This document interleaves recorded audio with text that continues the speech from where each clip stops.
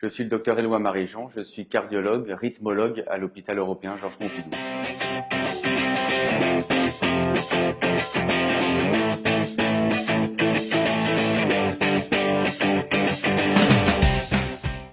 Les accidents vasculaires cérébraux, 150 000 événements l'an dernier en France. Qu'est-ce qu'un accident vasculaire cérébral? C'est la survenue brutale d'un déficit moteur ou sensitif. Je ne peux pas lever le bras. J'ai d'emblée et de façon soudaine la moitié de mon cœur que je ne peux plus mobiliser. Ou des troubles du langage. En tout cas, une survenue tout à fait brutale sans aucun signe annonciateur.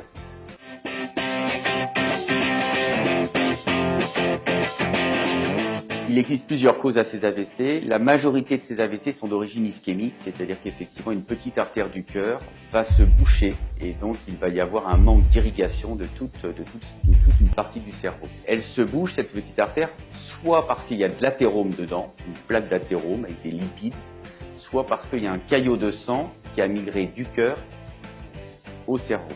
Alors pourquoi un caillot de sang se crée dans le cœur? Eh bien effectivement la cause principale de ces caillots de sang c'est les arythmies cardiaques et notamment ce que l'on appelle la fibrillation atriale. La fibrillation atriale c'est une désorganisation complète de la contraction des oreillettes du cœur qui va faire que le sang va stagner et on va voir apparaître des caillots de sang qui vont pouvoir donc être envoyés et migrer dans les artères du cerveau. C'est un élément essentiel à mettre en évidence puisque les patients qui développent cette fibrillation atriale, on va pouvoir leur proposer un traitement anticoagulant à vie pour diminuer très nettement le risque de récidive. Et puis, de temps en temps, finalement, on a beau chercher, on ne trouve pas de cause à l'AVC, c'est ce qu'on appelle les AVC inexpliqués. Chez ces patients-là, malheureusement, comme on n'a pas identifié de cause, c'est beaucoup plus difficile de prévenir la récidive.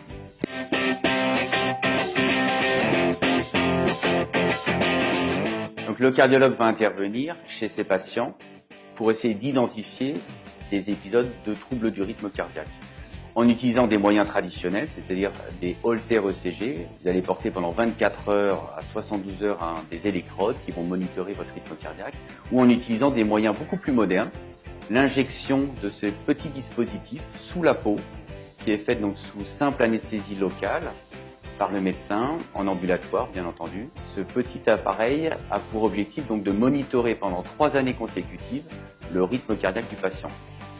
En cas d'anomalie et de survenue donc de troubles du rythme, cet appareil est capable d'envoyer un petit SMS ou un email au cardiologue référent pour le prévenir de la survenue de cet épisode, afin qu'il puisse débuter un traitement anticoagulant à temps.